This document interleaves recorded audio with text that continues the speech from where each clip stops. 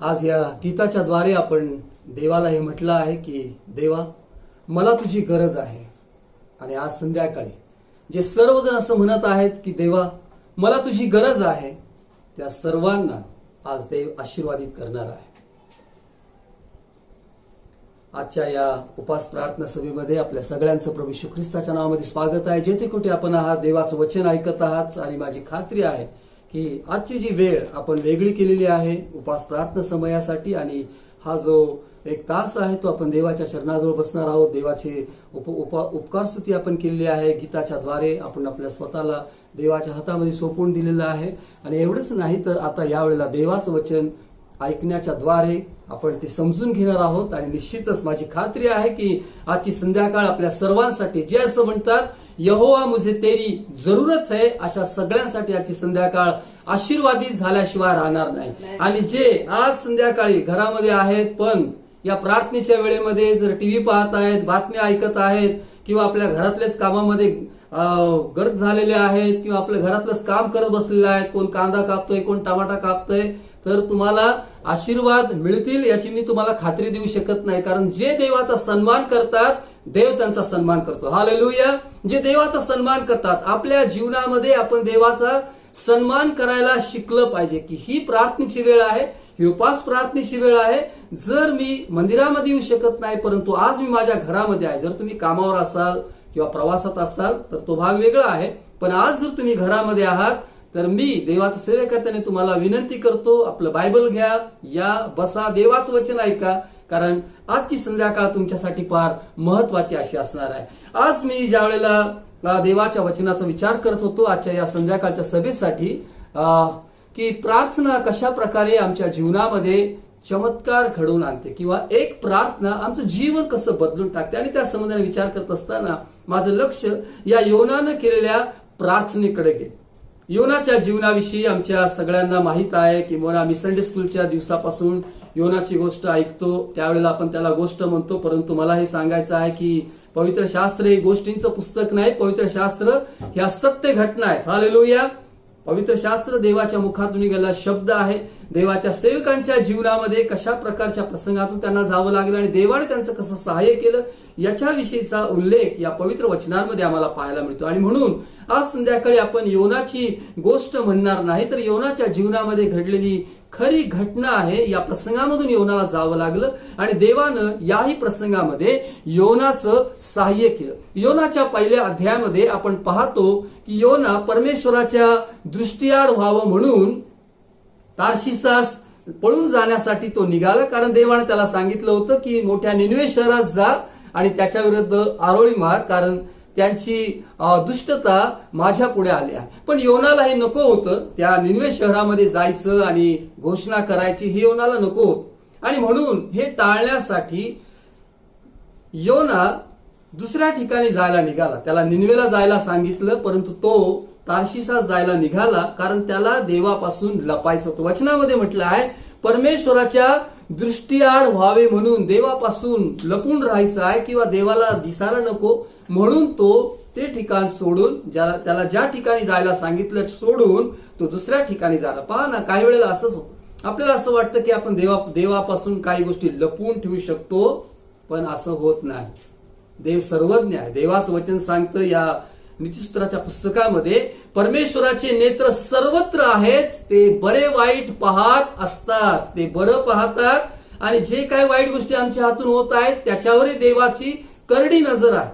देवाच्या वचनामध्ये म्हटलं आहे की परमेश्वराचे नेत्र सर्वत्र आहेत. ज्या वेळेला एदेन बागेमध्ये आदाम आणि हवेने पाप केलं, देवाची आज्ञा मोडली, त्यांनी ते फळ खाल्लं आणि म्हणून परमेश्वरापासून लपण्यासाठी त्यांनी त्या झाडाचा आधार घेतला आणि ती दोघंही त्या बागेमध्ये ती लपून राहिली. परंतु देवाने हाक मारले, सांगितले की आदामा तू कुठे आहेस? आणि तो असं म्हणतो की मी तुझा शब्द ऐकला आणि मी भिवून लपलो. पण परमेश्वर देव शोधून काढेल. आज संध्याकाळी जर तुम्ही देवापासून लपण्याचा प्रयत्न करत आहात तुमच्या पापामुळं, तर देव ते शोधून काढेल. जर तुम्ही देवाने दिलेली जबाबदारी टाळत असाल तर देव ते शोधून काढेल. या ठिकाणी योनाला देवानं शोधलं, कारण योनाला असं वाटलं की परमेश्वराच्या दृष्टीआड व्हावे म्हणून योना तार्शिसास पळून जाण्याला निघाला आणि मग म्हटलं आहे पुढं की तो त्या जहाजामध्ये बसला. मग 4थ्या वचनामध्ये सांगितलं की परमेश्वराने समुद्रात प्रचंड वायू सोडला आणि मोठं तुफान झालं आणि आता ते जे काही जहाज आहे ते फुटण्याच्या लागास आलं. परमेश्वराला माहित आहे आपण कोठे जातो. देवाच्या वचनामध्ये स्तोत्रसंहिता 138 मध्ये असं म्हटलं आहे की परमेश्वरा तुझ्या आत्म्यापासून मी कोठे पळून जाऊ. वर आकाशात गेलो. स्तोत्रकर्ता असं म्हणतो की वर आकाशात गेलो तरी तेथे तू आहेस. मी प्रभात पंख धारण करून समुद्राच्या पलीकडच्या तीरावर गेलो तरी तेथे तू आहेस. आणि तुझ्यापासून मी कुठे लपून राहू किंवा मी कुठंच पळून जाऊ शकत नाही. आज संध्याकाळी मला तुम्हाला हे सांगायचं आहे की देवापासून आपण पळून जाऊ शकत नाही, कुठेच नाही. देव ते शोधून काढतो कारण देवाला माहित आहे आपल्याला देवापासून लपण्याची कोणतीच जागा नाही. आपल्याकडे कोणतीच जागा नाही. परंतु पाप असं आहे की जे आम्हाला देवासमोर येऊ देत नाही. आमच्या जीवनामध्ये असे जे काही पाप आहेत, ज्या घाणेरड्या गोष्टी आहेत, मनामध्ये असे जे वाईट विचार आहेत, आमच्या आचरणामध्ये आमच्या वर्तणुकीमध्ये असे ज्या वाईट गोष्टी आहेत, त्याच्यामुळे आपण देवापासून लपून राहण्याचा प्रयत्न करतो. योनानं हेच केलं की त्यानं देवाची आज्ञा पाळली नाही आणि म्हणून देवापासून लपून राहण्यासाठी किंवा दृष्टिआड होण्यासाठी तो गेला. त्या जहाजामध्ये बसला आणि जहाजाच्या तळाशी जाऊन तो झोपी गेला. आणि वचनामध्ये असं म्हटलंय की परमेश्वर देवाने मोठं तुफान त्या समुद्रामध्ये पाठवलं आणि सर्वजण आपापल्या देवाचा धावा करत होते. आणि योना जहाजाच्या तळाशी जाऊन गाढ झोप घेत पडला होता. एवढं सगळं वादळ आहे तरीही योना देवाची आज्ञा मोडूनही तो गाढ झोप. मला समजत नाही की लोकांना आपण देवाविरुद्ध काहीतरी पाप केलेलं आहे, आपण देवाचं ऐकत नाही, आपण प्रार्थना करत नाही, कधी उपवास करत नाही, कधी देवाच्या मंदिरामध्ये जात नाही. आता तर सोडा लॉकडाऊनच्या वेळेत आपल्याला तर जाता येणं शक्य नाही. परंतु याच्या अगोदर पहा ना, काही वाटत नाही की आम्ही चर्चला येत नाही, आम्ही कुठं सहभागिता नाही, कुठं आमच्या घरामध्ये कधी प्रार्थना नाही, कधी केअर सेलला आम्ही जात नाही, कधी आमच्या लेकरांना युथ मिटिंगला पाठवत नाही, कधी संडे. पण एवढं सगळं असलं तरी निवांत आहेत अगदी, नाही का. गाढ झोप म्हणजे सध्याच्या आपल्या शब्दामध्ये म्हणूया की लोक अगदी निवांत, काही वाटत नाही. पण अशा लोकांना हलवण्यासाठी देव अद्भुत गोष्टी करतो. उद्देश हा नाही की आम्हाला मारून टाकायचा आहे, उद्देश हा आहे की आम्ही जाग व्हायचा. आणि योनाला जाग करण्यासाठी, त्याच्या सेवकाला जाग करण्यासाठी देवाने ते सगळं जे जहाज आहे ते हलवलं. ह्या कोरोनाने असंच केलं. अनेकांच्या झोपा उडाल्या कोरोनामुळं. काही सुरुवातीला असं वाटलं चला 1 महिनाभर आहे, 2 महिनाभर आहे, पण आता ज्या वेळेला 6 महिने होऊन पण जर दिवसेंदिवस कोरोनाचे केसेस वाढत आहे सर्व जगभरामध्ये, तर निश्चितच हे झोप उडण्यासारखं आहे. आणि सर्वच स्थितीमध्ये त्याचा परिणाम आम्हाला पाहायला मिळतो. प्रत्येक कुटुंबामध्ये, प्रत्येक घरामध्ये त्याचा परिणाम आम्हाला पाहायला मिळतो की या वादळामुळं, एका या रोगराईमुळं, एका या आजारामुळं सगळं काही जग देवानं हलवून सोडलेलं आहे. यासाठी की आम्ही जागं व्हावं आणि देवाचा धावा करावा. आज संध्याकाळी उपास प्रार्थनेमध्ये मला तुम्हाला हे सांगायचं आहे, आपल्याला देवाची गरज आहे.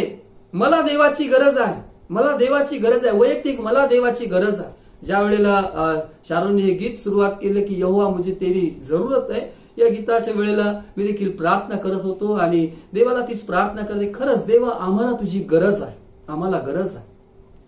ज्या वेळेला आपलं घर हालतं, ज्या वेळेला आपलं जीवन उद्ध्वस्त व्हायला लागतं, कुठेतरी आपण विचार केला पाहिजे की मला पुन्हा देवाकडे यायचंय. आज मी तुमचं लक्ष योनाच्या प्रार्थनेकडे लावणार आहे. परंतु त्या अगोदर थोडंसं बॅकग्राऊंड, त्याची पार्श्वभूमी समजून घेण्यासाठी मी सांगत आहे की योनाच्या या पुस्तकामध्ये त्याच्या जीवनावर आलेल्या प्रसंगामधून तो जात असताना ज्यावेळेला त्याला गाढ झोप लागली, देवानं समुद्रामध्ये ते वादळ पाठवलं आणि त्याच्यामुळं सगळं जहाज जे आहे ते आता फुटण्याच्या लागास. खलाशी घाबरले. काय करावं कुणाला सुचत नाही. परिस्थिती पहा ना, आता अशीच आहे. काय करावं कुणाला सुचत नाही की काय झालंय, काय केल्यामुळं ही रोगराई थांबणार आहे, काय केल्यामुळं सगळ्या गोष्टी परत पूर्वपदावर येणार, कोणालाच माहित नाही. हे फक्त देवाच्या हातात आहे. आणि आज संध्याकाळी मला तुम्हाला हे सांगायचं आहे, माझ्या भावानं, माझ्या बहिणीनो, जेथे कुठे आपण देवाचं वचन ऐकतात, आपल्या स्वतःच्या जीवनासाठी प्रार्थना करा, आपल्या कुटुंबासाठी प्रार्थना करा, आपल्या घरासाठी प्रार्थना करा, आपल्या लेकरा बाळांसाठी प्रार्थना करा. कारण आम्हाला अशा या परिस्थितीमध्ये फक्त देवच वाचवू शकणार आहे. आम्हाला देवाची गरज आहे, आम्हाला देवाची गरज आहे. आणि योना, या थोडंसं पुढे जाऊया आपण योनाच्या पुस्तकामध्ये.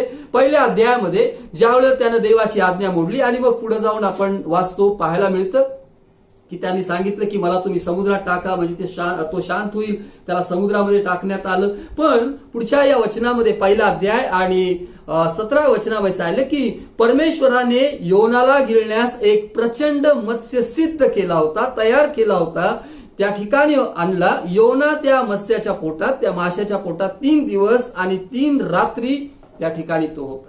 योना अशा प्रकारचं एक व्यक्तिमत्व आहे किंवा ही जी घटना आहे की तो माशाच्या पोटामध्ये 3 दिवस आणि 3 रात्री होता. येशू ख्रिस्तानं देखील ज्या वेळेला लोकांनी त्यांना चिन्ह मागितलं, विशेष करून जे सदुकी आहेत किंवा जे हेलेने आहेत आणि परुषी आहेत, त्यांनी ज्या वेळेला चिन्ह मागितलं त्यावेळेला त्यानं सांगितलं की योनाच्या चिन्हाशिवाय दुसरं चिन्ह दिलं जाणार नाही, कारण जसा योना 3 दिवस 3 रात्र माशाच्या पोटामध्ये होता तसाच मनुष्याचा पुत्रही राहील. आणि तो आपल्या मरणाविषयी आणि पुनरुत्थानाविषयी बोलत होता. आणि एवढंच नाही, त्यानं सांगितलं की योनाच्या उपदेशावरून निनवेने पश्चाताप केला, परंतु योनापेक्षाही श्रेष्ठ असा इथे आहे. म्हणजे प्रभू येशू ख्रिस्त जो योनापेक्षाही श्रेष्ठ आहे त्याचा उपदेश ऐकून जर लोक बदलत नसतील, लोकांच्या जीवनामध्ये जर परिवर्तन होत नसेल, लोक जर पश्चातापी होत नसतील, पश्चाताप करत नसतील, तर प्रभू येशू ख्रिस्त म्हणतो की योनापेक्षाही जो श्रेष्ठ आहे तो या ठिकाणी आहे. म्हणजे तत्कालीन लोकांशी तो बोलत असताना योनाचं उदाहरण घेतो. आपल्या मरण आणि पुनरुत्थानाविषयी 3 दिवस 3ऱ्या दिवशी कबरेतून जिवंत होणं किंवा बाहेर येणं याच्याविषयी तो योनाचं उदाहरण घेतो. म्हणजे योना जो जुन्या करारामध्ये प्रभू येशू ख्रिस्ताच्या साधारण 500 वर्ष अगोदर आम्हाला पाहायला मिळतो की त्याचं उदाहरण प्रभू येशू ख्रिस्तानं घेतलं. म्हणजे एक सत्य घटना ही आहे की तो 3 दिवस आणि 3 रात्र त्या माशाच्या पोटामध्ये होता.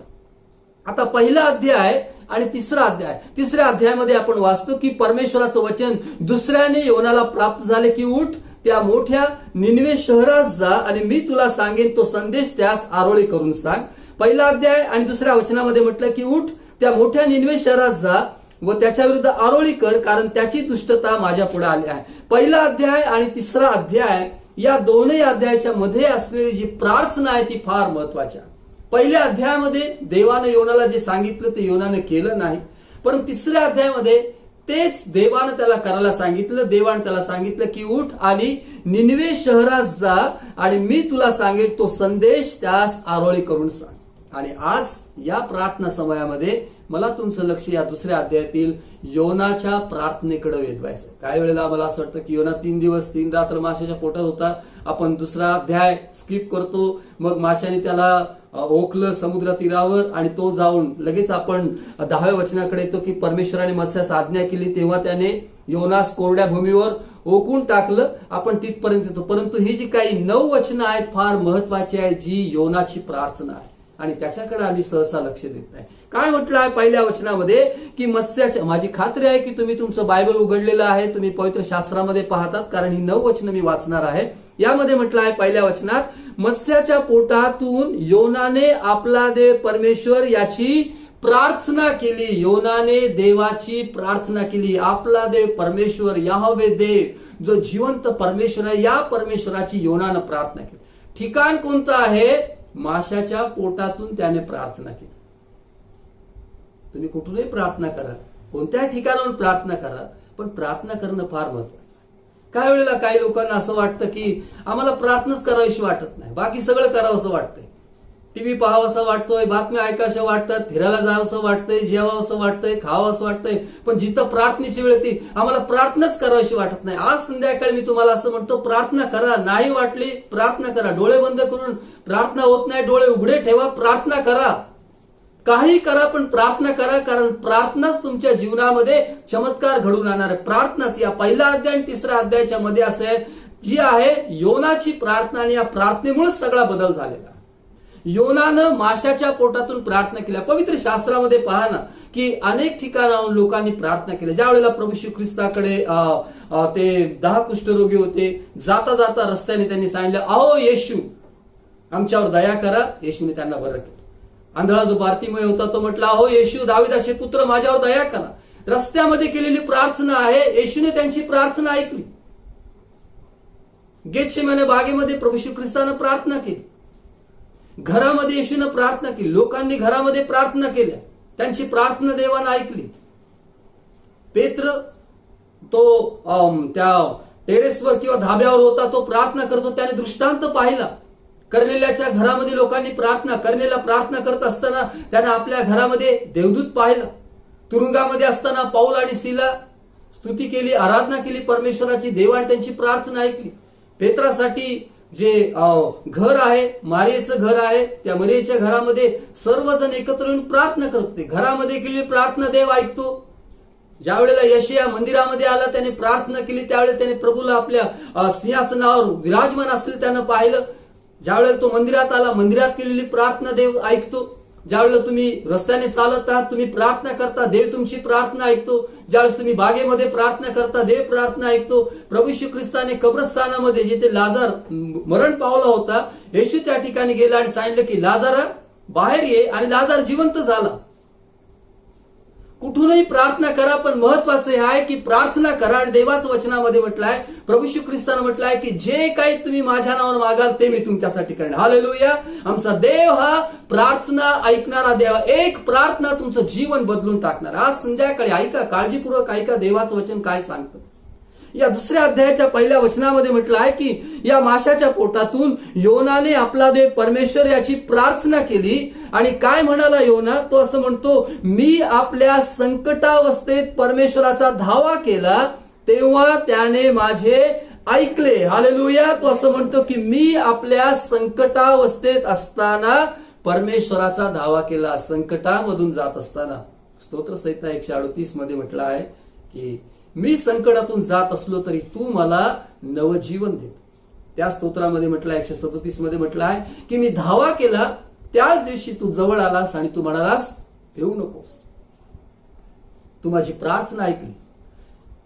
स्तोत्र 91 मध्ये म्हटलं आहे की संकट समयी मी त्याजवळ असेन, मी त्याला मुक्त करेन. संकटामध्ये देव आम्हाला सोडून जात नाही, तर तो आमच्या बरोबर आहे. आणि म्हणून ज्यावेळेस आम्ही संकटांमधून जात आहोत, त्यावेळेला या संकटावस्थेमध्ये काय करायचं आहे, तर आम्ही प्रार्थना करायची आहे. कारण योना तो असं म्हणतो, मी आपल्या संकटावस्थेत परमेश्वराचा धावा केला, मी प्रार्थना केली, मी त्याला हाक मारली, मी त्याला विनवणी केली, तेव्हा त्याने माझे ऐकले. हालेलुया. देव आमचा ऐकणारा देव आहे. देव आमची प्रार्थना ऐकणारा देव. देवाने हे म्हटलं नाही की मी तर तुला सांगत होतो निनवे शहराला जा, आणि पळून चालला होता आणि आता आला का माझ्याकडे प्रार्थना करायला. नाही नाही नाही, असं नाही देव. कारण देवाचं वचन सांगतं, कोणाचा नाश व्हावी त्याची इच्छा नाही, तर सर्वांचं तारण व्हावी त्याची इच्छा आहे. आणि याच प्रार्थनेच्या शेवटी तो असं म्हणतो योना 9व्या वचनामध्ये की तारण परमेश्वरापासून होतं. तारण म्हणजे सोडवणं आहे, सुटका आहे, पापांची क्षमा आहे. तारण परमेश्वरापासून होतं. संकटावस्थेत त्याने परमेश्वराचा धावा केला, तेव्हा त्याने माझे ऐकले. तो असं म्हणतो की अधोलोकाच्या उदरातून मी आरोळी केली, तेव्हा तू माझा शब्द ऐकला. किती सुंदर प्रार्थना या ठिकाणी आहे, उपकासाची प्रार्थना आहे. त्याने देवाचे आभार मानले. तो असं म्हणतो की तू माझा शब्द ऐकला. शब्द ऐकला, तू माझा ऐकलं, तू माझा धावा ऐकला. का? कारण योना जिवंत राहिला. समुद्रामध्ये टाकला. देवानं काय योनाला त्याची योजना सांगितली नव्हती की तुला समुद्रात टाकण्यात येईल आणि मग एक मासा येईल आणि त्या माशाच्या पोटामध्ये तुला मी सुरक्षित ठेवेल, असं काही नव्हतं. आणि म्हणून या ठिकाणी तो प्रार्थना करतो. तो म्हणतो की मी या अधोलोकाच्या अगदी उदरातून मी आरोळी केली, म्हणजे मी अगदी खाली तळाशी होतो, मी आरोळी केली आणि तू माझा शब्द ऐकला. 3रं वचन सांगतं की तू मला डोहात समुद्राच्या पोटात टाकले, प्रवाहाने मला व्यापले, तुझ्या सर्व लाटा व कल्लोळ मजुरून गेले. मी म्हणालो, तुझ्या दृष्टी वेगळे मला फेकून दिले आहे. जलांनी मला प्राण जाईपर्यंत व्यापले, डोहाने चोहोकडून मला घेरले, समुद्रातील शेवाळेने माझे डोके वेचले. मी खाली पर्वताच्या तळी गेलो होतो, पृथ्वीच्या अडसरांनी मला कायमचे कोंडून टाकले होते. काय काय झालं योनाच्या जीवनावर. फक्त माशाच्या पोटात गेला एवढंच नाही, 3 दिवस आणि 3 रात्र त्या ठिकाणी जाऊन चांगला आराम केला असं काही नाही. काय काय लिहिले त्याच्या जीवनावर आलेले प्रसंग तो लिहित आहे. या प्रार्थनेमध्ये तो देवाला सांगत आहे की अशा प्रकारे या ठिकाणी या गोष्टीतून मला जावं लागलं की जलांनी मला प्राण जाईपर्यंत मला व्यापलं. प्राण जाईपर्यंत मरतो की काय असं होतं नाही का. काही वेळेला असंच होतं की अगदी असं आम्हाला वाटतं की आता आम्ही याच्यातून बाहेर पडतो की नाही, जगतो की नाही. तो असं म्हणतो या प्रार्थनेमध्ये की मी खाली पर्वताच्या तळी गेलो, पृथ्वीच्या अडसरांनी मला कायमचं कोंडून टाकलं होतं, बंदिस्त झालो मी. बाहेर पडण्याचा कुठलाच मार्ग नाही, या माशाच्या पोटातून बाहेर येण्याचा कुठलाच मार्ग नाही, परंतु तरीही तो आपण जिवंत आहोत म्हणून देवाचे आभार मानते. देवाने त्याला जिवंत ठेवलं म्हणून देवाचे आभार मानते. का याला उपकारस्तुतीची प्रार्थना म्हटलेली? कारण त्याच्या जिवंत असणं हाच एक मोठा चमत्कार होता त्याच्यासाठी, की देवाचं त्यानं ऐकलं नाही, त्याच्यामुळे त्याच्या जीवनावर अशा प्रकारचे प्रसंग आले. फक्त त्यालाच नाही तर त्याच्याबरोबर जे जहाजामध्ये होते त्यांचंही नुकसानच झालं, नाही का? काही वेळेला असंच होतं. पहा, कुटुंबातले एक व्यक्ती गडबड करतो आणि त्याचा परिणाम सगळ्या कुटुंबाला भोगावा लागतो. बाकीचे सगळे चांगले असतात, सगळे प्रार्थना करतात, देवाचं वचन ऐकतात, देवाच्या मंदिरामध्ये येतात, उपवास करतात, परंतु एकच असा असतो, त्या एकामुळे सगळं घर हलायला लागतं. असं जर तुमच्या घरामध्ये कोणी असेल ना, तर आज संध्याकाळी प्रार्थना करा की देवा याला तुझ्या हातामध्ये घे आणि याला सुरक्षित ठेव, चांगले विचार दे, तुझ्यापासून दूर जाऊ दे नको, याचा नाश होऊ दे नकोस. मग तुमची आई असेल, वडील असेल, भाऊ असेल, बहीण असेल, नवरा असेल, बायको असेल, जे कोणी असेल, की जो एक तुम्हाला असं वाटतं की ज्याच्यामुळे सगळं घर हलायला लागलेलं आहे, त्रास तर त्याला तर होतोच होतो, पण त्याच्यामुळे सगळ्या घरच्यांना जर त्रास होत असेल तर अशा व्यक्तीसाठी प्रार्थना करा. कारण एक प्रार्थना सगळं काही बदलून टाकणार. एक प्रार्थना ही दुसऱ्या अध्यायातली एक प्रार्थना, ज्याच्यामुळे पहिल्या अध्यायातली सगळी परिस्थिती आणि तिसऱ्या अध्यायातली परिस्थिती सगळी बदलून गेली. या दुसऱ्या अध्यायातल्या प्रार्थनेकडे, या योनाच्या प्रार्थनेकडे आज संध्याकाळी आपण पाहत आहोत. तो असं म्हणतो की तरी, चौथं वचनाकडे आपण येऊया. तो असं म्हणतो की तरी तुझ्या पवित्र मंदिराकडे मी पुन्हा डोळे लावीन. तो म्हणतो मी, नववचनामध्ये म्हणतं की मी तुला आभार प्रदर्शनाचे यज्ञ करीन, मी केलेले नवस पिळेल. तो असं म्हणतो की देवा, मी तुझ्या पवित्र मंदिराकडे पुन्हा डोळे लावेल, मी परत येईल तुझ्या मंदिराकडे, मी पुन्हा लक्ष देईन. जीवनामध्ये असे काही प्रसंग आहेत ना की त्याच्यामुळे आम्ही खूप देवाच्या जवळ येतो. कधी कधी ते खूप चांगलं आहे. जोपर्यंत आजार प्रवेश करत नाही घरामध्ये, तोपर्यंत कोरोना काय करतोय मला, कोरोना काय करतोय. आणि जेव्हा कोरोना येतो, आता काय करायचं? ट्रीटमेंट घ्या, सुरक्षित राहा, घरी राहा. जे काही नियम सरकारने लावून दिलेले आहेत आपल्या आरोग्यासाठी, आपल्या चांगल्यासाठी, त्याचं पालन करा. आम्ही मास्क लावणार नाही, आम्ही असंच जाऊन इकडे जाऊ तिकडे जाऊ, मग जेव्हा मग सगळं गडबड होऊन आता काय करायचं? काही वेळेला खूप प्रिकॉशन घेऊन पण होतं, मग आता काय करायचं? सगळीच गडबड होऊन जाते ना. देवा मला बरं कर. मग काय करतो आम्ही? देवा मला बरं कर, मी मंदिरात येईन, मी माझा दशम देईन, अर्पण देईन, मी असं करेन, मी तसं करेन, काय काय काय काय आपण बोलायला सुरुवात करतो. पण चांगली गोष्ट एकच आहे, देव आमची प्रार्थना ऐकणारा देव आहे. पण इतकी वेळ नका ना येऊ दे की आता सगळं हालायला लागलंय घर आणि मग देवाकडे येण्यापेक्षा पहिल्यापासूनच देवाच्या मार्गात राहा, सगळं व्यवस्थित होईल, सगळं व्यवस्थित. तो असं म्हणतो या वचनामध्ये, ही जी काही प्रार्थना आहे, तो असं म्हणतो की मी तुझ्या पवित्र मंदिराकडे पुन्हा डोळे लावीन. पुढे आता आपण 7व्या वचनाकडे येऊया. तो असं म्हणतो की माझा जीव माझ्या ठाई व्याकुळ झाला, तेव्हा मी परमेश्वराचे स्मरण केले, मी देवाची आठवण केली. जेव्हा माझा जीव माझ्या ठाई व्याकुळ झाला, काय करावं काय समजत नाही. हतबल झालो आहोत, हरलो आहोत परिस्थिती पाहून. कशातच यश येत नाही. एक उद्योगधंदा केला की तो बंद पडतो, दुसरा केला की तो बंद पडतो, हे काम होत नाही, ते काम होत नाही. एक नोकरी असते ती जाते, दुसरी नोकरी करतो ती नोकरी जाते. पैसा पाण्याला काही बरकत नाही, हातच्या कमाईला काही यश नाही. घरातला एक आजारी झाला की लगेच दुसरा आजारी होतो, त्याचं तो बरा होत नाही तर तिसऱ्याला काहीतरी होतं. घरामध्ये काहीतरी वाद आहे, भांडण आहे, समस्या, एका पाठोपाठ एक संकटाची नुसती एक मालिकाच चालू झालेली. आणि त्याच्यामुळे जीव अगदी व्याकुळ झाला. तो असं म्हणतो की माझा जीव माझ्या ठाई व्याकुळ झाला, तेव्हा मी परमेश्वराचे स्मरण केले. हालेलुया. चांगली गोष्ट ही आहे की अशा परिस्थितीमध्ये देखील परमेश्वराची आठवण करणं आहे.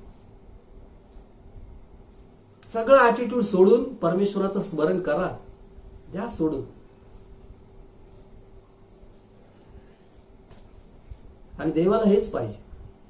कारण देवाच्या वचनामध्ये दुसरे इतिहास 7वा अध्याय 14व्या वचनामध्ये म्हटलं आहे, ज्यास माझं नाव दिलं आहे ते माझे लोक दीन होतील, माझ्या दर्शनाविषयी उत्सुक होतील, आपल्या दुष्ट मार्गापासून परावृत्त होतील, तर स्वर्गातून मी त्यांची विनंती ऐकेन आणि त्यांच्या देशातून क्लेश नाहीसे करेन. हालेलुया. त्यांना असं म्हटलं की मी स्वर्गातून त्यांची विनंती ऐकेन. ज्यावेळेला तुम्ही परमेश्वराचं स्मरण करता, तुम्ही परमेश्वराची आठवण करता, त्याचा धावा करता, त्याची प्रार्थना करता, त्यावेळेला तो स्वर्गातून विनंती ऐकतो आणि देशातून, आमच्या जीवनातून, कुटुंबामधून आमचे जे काही क्लेश आहे, दुःख आहे ते दूर करतो. 7व्या वचनामध्ये म्हटलं आहे की माझी प्रार्थना तुझ्या पवित्र मंदिरात तुझ्या जवळ पोहोचली. प्रार्थना कुठून करत आहे तो? समुद्राच्या तळास, माशाच्या पोटातून प्रार्थना करतोय. पण विश्वासाचे शब्द आहे की मी जिथून प्रार्थना करतो, माझी प्रार्थना तुझ्यापर्यंत पोहोचली देवा. हा माझा विश्वास आहे की तू माझं ऐकलंस, माझी प्रार्थना तुझ्यापर्यंत पोहोचली.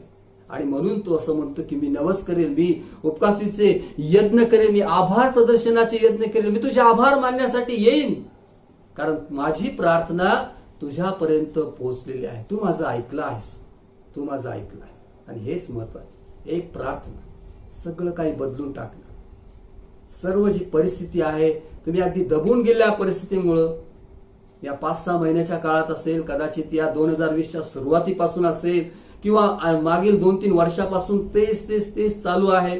कर्ज आहे, अडचणी आहेत, समस्या आहेत, नोकरीची समस्या आहे, कौटुंबिक समस्या आहेत, वेगळ्या गोष्टी आहेत आणि कुठंच जर मार्ग सापडत नाही, एक प्रार्थना करा. एक प्रार्थना सगळं बदलून टाका. परमेश्वराचं स्मरण करा, आठवण करा, त्याच्याकडे या, नम्र व्हा, देवाची प्रार्थना करा. देवा, माझ्या लेकरांना काम दे, माझ्या लेकरांच्या हाताला काहीतरी काम मिळू दे. या आई वडिलांनो, या आपल्या लेकरांसाठी प्रार्थना करा. माझ्या लेकरांचं लग्न ठरू दे, जमू दे त्यांचं लग्न. खूप प्रयत्न केले असतील पण नाही जमत, या संध्याकाळी देवाकडे प्रार्थना करा. तरुण तरुणींनो, आज संध्याकाळी जर तुम्ही देवाचं वचन ऐकत आहात, जेथे कोठे तुम्ही आहात, देवाचा सेवक आहे, मी तुम्हाला असं म्हणतो, तुमच्या स्वतःच्या चांगल्या भविष्यासाठी देवाकडे प्रार्थना करा. फक्त व्हॉट्सअपच्या स्टेटसवर हे आमका असा म्हणतो, तो तमका तसा म्हणतो, त्याच्याने जीवन नाही बदलणार. प्रार्थनेने जीवन बदलणार. दुसरे कुणाचे 4 ओळी आल्या, इकडच्या आल्या, तिकडं पाठवायच्या, तिकडच्या आल्या, हे असं करून जीवन नाही बदलत. प्रार्थनेने जीवन बदलत. स्वतःसाठी प्रार्थना करा, उपवास करा, उपवास करा. तरुणांनो, उपवास करा. मला आवडतं उपवास करायला. मी किती उपवास करतो, कधी करतो ते सांगण्याची ही जागा नाही, पण मी तुम्हाला सांगतो, उपवास करा. उपासामध्ये खूप आशीर्वाद आहेत, खूप आशीर्वाद आहे. आणि तरुणपणात तर कराच. जोपर्यंत तुम्हाला काही गोळ्या औषधं चालू नाहीत किंवा डॉक्टरनी तुम्हाला काही उपवास करायची मनाई केलेली नाही, तोपर्यंत खूप चांगली संधी तुमच्याकडे. उपवास, प्रार्थना करा, देवाचं मुख निहाळा, या देवाकडं. देवाला सांग, देवा, मला एक चांगलं भविष्य पाहिजे, मला एक चांगलं भविष्य पाहिजे, माझ्या जीवनामध्ये काहीतरी बदल कर. हे ज्याप्रमाणे योना असं म्हणतो की पृथ्वीच्या अडसरांनी मला कायमचं कोंडून टाकलं होतं, सगळीकडून मी कोंडलं गेले आहे, मला कुठंच मार्ग सापडत नाही. देवा, माझ्यासाठी तू काहीतरी कर, तू द्वार उघड. आणि ज्या वेळेला योनानं प्रार्थना केली, देवानं माशाचं तोंड उघडलं आणि त्याला कोरड्या भूमीवर टाकलं. बंद झालं सगळीकडून, कुठंच दरवाजा नाही, बाहेर जाण्याचा, नो एक्झिट, बाहेर जायचंच नाही, मार्गच नाही. अनेकदा अशीच परिस्थिती आहे, नाही का? शिक्षण केलंय पण शिक्षणाच्या मानाने नोकरी नाही. सर्टिफिकेट आहेत घरामध्ये, ग्रॅज्युएट झाला असेल, काही असेल, पण नोकऱ्याच नाहीत. काम आहे तर कामामध्ये प्रमोशन नाही. पैसे येतात ते असे निघून जातात. काहीतरी आजारपाणी आहे, काहीतरी वाईट संगती आहे, सगळं काही बरबादीत चाललेले आहे. सगळीकडून फक्त बंद झाले दरवाजे. ज्याप्रमाणे योना असं म्हणतो की पृथ्वीचे जे अडसर आहे मला कायमचं कोंडून टाकले. अशा प्रकारची जर कोंडी तुमच्या जीवनामध्ये असेल, तुम्ही सारी बाजूने जर अडकले असाल, तर एक गोष्ट तुम्ही करू शकता. ज्याप्रमाणे योनानं माशाच्या पोटातून देवाला प्रार्थना केली आणि देवानं योनासाठी माशाचं तोंड उघडलं आणि त्याला त्या परिस्थितीतून देवानं बाहेर आणलं. एक प्रार्थना सगळं काही बदलून टाकणार, सगळं काही बदलून टाकेल. तुमच्या चांगलं करिअरसाठी, तुमच्या भविष्यासाठी देवाकडे प्रार्थना करा, उपवास करा, प्रार्थना करा, नम्र व्हा, या देवाकडं. त्याचं मुख निहाळा, पहा देव काय म्हणतो, देवाचं वचनं काय म्हणतात, देवाची वचनं काय म्हणतात. प्रार्थनेसाठी योनाली जागा जी होती ती त्याला जी जागा होती त्या जागेतून त्याने प्रार्थना केली. तुमच्या घरात तुम्ही प्रार्थना करू शकता. जिथे कुठे आहात प्रार्थना करा. की तुमच्यासाठी देवानं द्वार उघडावं. चला थोडंसं पुढे जाऊया या वचनामध्ये. पुढच्या वचनामध्ये असं म्हटलं आहे की माझी प्रार्थना तुझ्या मंदिरात पोहोचली. 6 वचन सांगतं की तरी परमेश्वरा माझ्या देवा तू गर्तेतून माझा जीव उद्धरला आहेस. 8 वचनामध्ये म्हटलं आहे जे निरर्थक मूर्तींना बसतात ते आपल्या दयाघना सोडून देतात, पण मी तुला आभार प्रदर्शनाचे यज्ञ करीन, मी केलेले नवस फेडेन. तारण परमेश्वरापासून होते. आणि 10 वचन सांगतं की परमेश्वराने मत्स्यास आज्ञा केली तेव्हा त्याने योनास कोरड्या भूमीवर ओकून टाकलं. पहिला अध्याय आणि तिसरा अध्याय या 2 अध्यायाच्या मध्ये असला जो अध्याय आहे याच्यामुळं सगळं काही बदलून. कारण या दुसऱ्या अध्यायामध्ये आहे योनानं केलेली प्रार्थना. योनानं देवाचे आभार मानलेच, त्याला जिवंत ठेवल्याबद्दल, आणि त्यानं हेही म्हटलं विश्वासानं की मी आभार प्रदर्शनाचा यज्ञ करीन, मी तुझ्या पवित्र मंदिराकडे पुन्हा दृष्टी लावीन, मी परत येईन, मी तुझ्याकडे येईन. म्हणजेच तुला जे काही माझ्या जीवनामध्ये करायचं आहे ते तू कर, आता मी तयार आहे प्रभू येशू, मला क्षमा कर. दुसऱ्या शब्दामध्ये मला पश्चाताप होत आहे माझ्या या कृत्यांचा, मला क्षमा कर, मला एक संधी दे, मला याच्यातून तू बाहेर काढ, मला एक संधी दे. आणि देवानं योनाला संधी दिली. आमचा देव आम्हाला जीवनामध्ये संधी देणारा परमेश्वर. हालेलुया. योनाचा जो 3ऱ्या अध्यायामध्ये आपण वाचतो की परत परमेश्वराचं वचन त्याला प्राप्त झालं. पहिल्या अध्यायामध्ये होतं, त्याच्याकडे त्यानं दुर्लक्ष केलं, परंतु परत एकदा ज्यावेळेस त्याने देवाकडे प्रार्थना केली, देवानं त्याला वचन दिलं, तेच ठिकाण दिलं सेवेकरता, तिथेच त्याला पाठवलं आणि ती सेवा देवानं आशीर्वादित केली. देवापासून पळून जाणारा जो योना होता त्याने प्रार्थना केली, परमेश्वराने त्याची प्रार्थना ऐकली, त्याला त्या निनवे शहरामध्ये आणलं आणि योनानं जे काही परमेश्वराने त्याला सांगितलं त्यानुसार त्यानं संदेश दिला आणि संपूर्ण जे निनवे शहर आहे या निनवे शहरानं पश्चाताप केला आणि या निनवे शहराला देवाच्या क्रोधापासून ते वाचले. कदाचित आमच्या जीवनातली एक चूक, आमच्या जीवनातली एक अवज्ञा, आमच्या जीवनातला एक चुकीचा निर्णय, त्याच्यामुळे आम्ही देवापासून दूर गेलो असतो. कदाचित आमच्या हट्टीपणामुळे, जीवनामध्ये असलेल्या कटू अनुभवामुळे आम्ही देवाचं मंदिर सोडून दिलं आहे, आम्ही प्रार्थना करणं सोडून दिलेलं आहे. अनेकांबद्दल आमच्या मनामध्ये एक कडवाहट भरलेली आहे.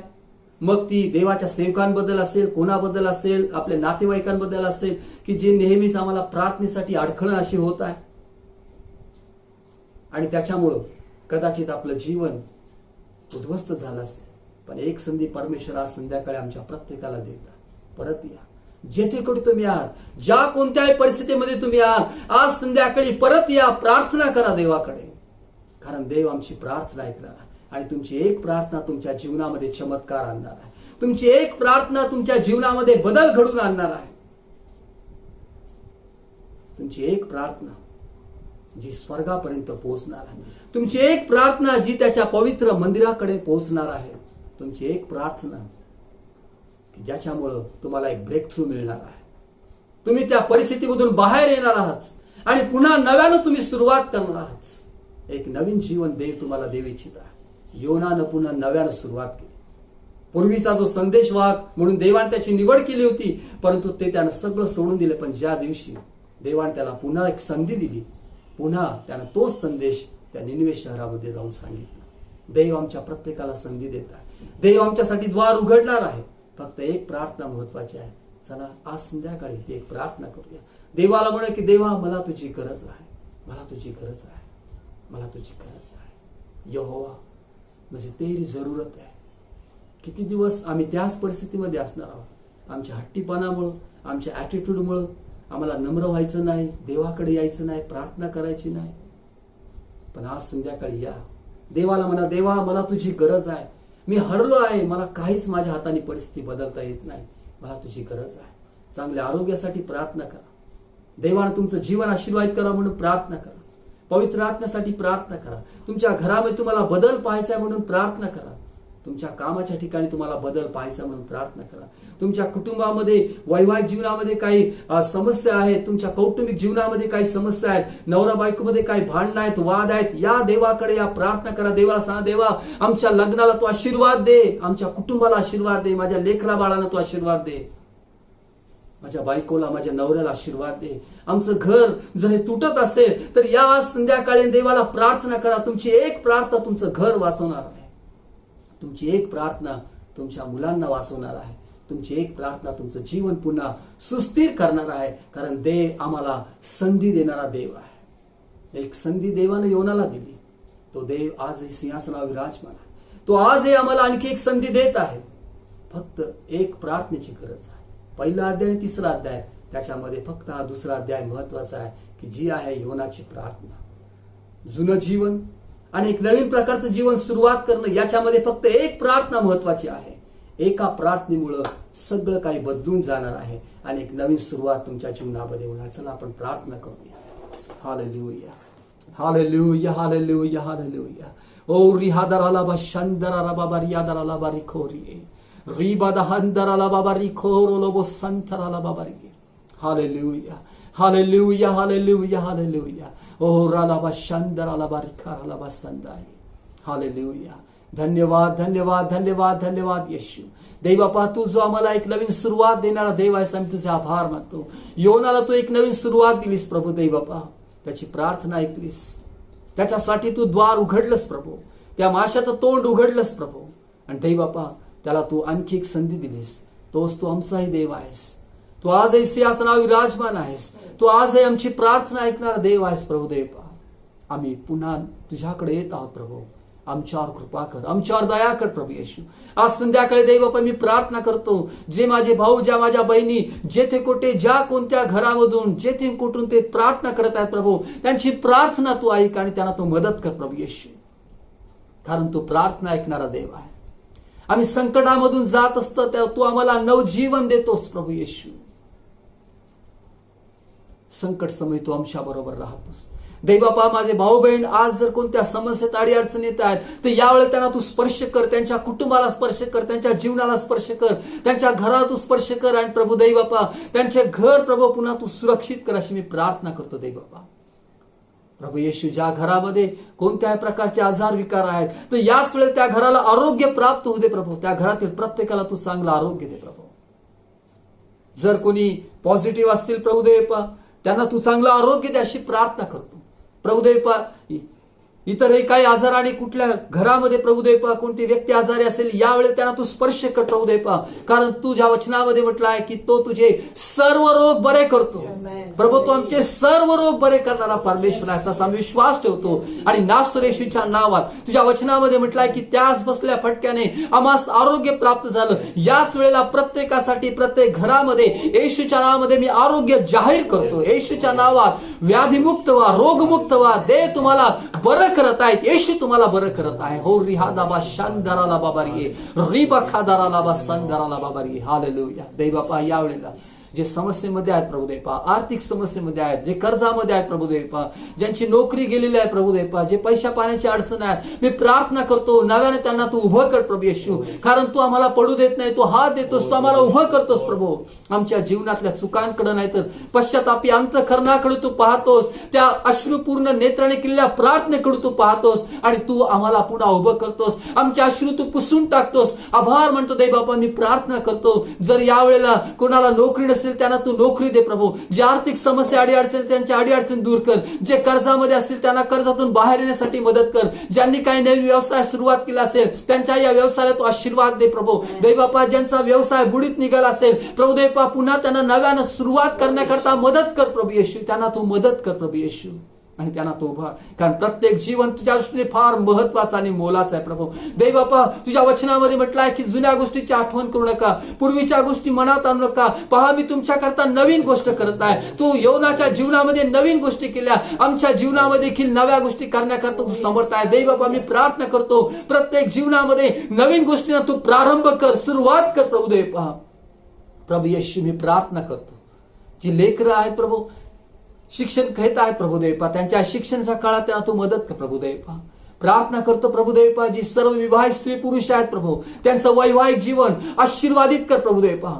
काही जर मतभेद कुणाचे असतील तर ते दूर कर, गैरसमज दूर कर, परस्पराचा विश्वास प्रेम अधिक वृद्धिंगत होऊ दे प्रभू देवा. प्रत्येक घर ख्रिस्त म्हटल्या खडकावर तू स्थिर कर प्रभू येशू. ते हलू देऊ नकोस अशी प्रार्थना करतो. सैतानाचं वर्चस्व होऊ देऊ नकोस अशी येशूच्या नावामध्ये प्रार्थना करतो. प्रत्येक विवाह स्त्री पुरुषांना प्रभू आज तू आशीर्वादित कर प्रभू देवा आणि त्यांचा संसार सुखाचा, आशीर्वादाचा, शांती समाधानाचा कर प्रभू देवा.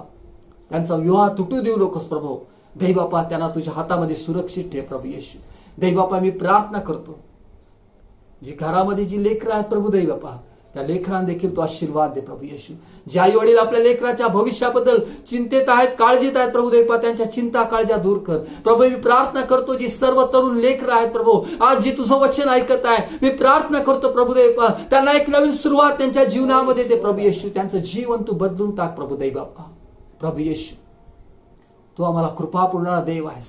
आमची प्रार्थना तुझ्या पवित्र स्थानापर्यंत पोहोचते प्रभू. आम्ही ज्या वेळेला प्रार्थना करतो तो आमचा शब्द ऐकतोस. आम्ही तुझे आभार मानतो प्रभू येशू. प्रत्येक जीवन तुझ्या कृपेनं भर, आशीर्वादानं भर, शांती समाधानं भर प्रभू दैवबापा. जे तुझ्यापासून दूर गेले, जे तुझ्या दृष्टी आड व्हावे म्हणून प्रभू दैवबापा जे चुकीच्या पद्धतीचं जीवन जगत आहेत, पहिले ज्यांनी प्रभू दैवबापा तुझ्या वचनावर विश्वास ठेवून जीवन जगले परंतु आज ते तुझ्या वचनापासून जर दूर गेले तर याच वेळेला जे थिकटीत आहेत प्रभू दैवबापा त्यांना तू स्पर्श कर. तुझ्या पवित्र आत्म्याच्याद्वारे पुन्हा एकदा प्रभू दैवबापा तू त्यांच्या जीवनाचा ताबा घे. स्वप्नाद्वारे बोल प्रभू दैवबापा. त्यांची भेट घे, दृष्टांताद्वारे भेट घे प्रभू दैवबापा. तुझ्या वचनाच्या द्वारे भेट घे आणि पुन्हा त्यांना तुझ्या मार्गामध्ये तू स्थिर कर अशी येशूच्या नावामध्ये प्रार्थना करतो प्रभू. सैतानाचे सर्व बंधनामध्ये जर कोणी जगत असतील प्रभू, दारूचं व्यसन असेल, सिगारेट किंवा इतर घाणेरडी व्यसन असतील प्रभू दैवबापा सर्व व्यसनातून त्यांना तू सोडव, मुक्त कर प्रभू येशू. कारण पुत्र जर तुम्हाला बंधमुक्त करत आहे तर तुम्ही खरेखुरे बंधमुक्त आले. या तुझ्या वचनानुसार मी प्रार्थना करतो प्रभू दैवबापा त्यांना एक नवीन जीवन जगण्यासाठी मदत कर. सर्व व्यसनाच्या बंधनातून त्यांना तू बाहेर काढ प्रभू येशू. दैवबापा मी प्रार्थना करतो प्रत्येकाला विषयी तुझी कृपा पुरेल. आणि दैवबापा ज्याप्रमाणे योनानं म्हटलं की मी आभार प्रदर्शन करण्यासाठी मी मंदिरामध्ये येईन, मी यज्ञ घेऊन येईन, आभार प्रदर्शन यज्ञ मी घेऊन येईन प्रभू. असंच होऊ दे. तुझी स्तुती करण्याचे अनेक प्रसंग प्रत्येक जीवनामध्ये प्रभू दैवबापा मी प्रार्थना करतो एक महान साक्ष प्रत्येक जीवनामध्ये घडव की ज्या वेळेला प्रभू दैवबापा पुन्हा एकदा चर्चेस उघडली जातील, ज्या वेळेला पुन्हा एकदा भक्ती सुरुवात होईल प्रभू दैवबापा त्यावेळेला त्यांनी आनंदानं प्रभू दैव तुझ्या मंदिरामध्ये यावं, स्तुतीचं अर्पण घेऊन यावं प्रभू दैवबापा. आपल्या ओठांचं फळ असा स्तुतीचा यज्ञ तुला अर्पण करावं प्रभू येशू. अशी कृपा कर प्रभू. त्यांच्या जीवनामध्ये एक परिणामकारी तू साक्ष घडव प्रभू. अशी येशू ख्रिस्ताच्या नावामध्ये प्रार्थना करतो प्रभू. दैवबापा आज आम्ही प्रार्थना करतो प्रभू येशू आमच्या मंडळीतील सर्वांना विशेष आशीर्वाद दे. सर्वांवर तुझी कृपा सर्वदा असू दे. सर्व वाईटापासून तू राख. जे काही आज नासर येशू ख्रिस्ताच्या नावात तुझ्याकडे मागितलं दिलंस आभार मानतो, तुला धन्यवाद देतो. येशू ख्रिस्ताच्या नावात मागतो. आमेन. परमेश्वर तुम्हाला आशीर्वाद दे व तुमचं संरक्षण करो. परमेश्वर आपला मुख प्रकाश तुमच्यावर पाडो व तुमच्यावर कृपा करो. परमेश्वर तुमच्याकडे प्रसन्नमुख करो आणि तुम्हाला शांती देवो. पित्याच्या पुत्राच्या पवित्र आत्म्याच्या नावात आमेन.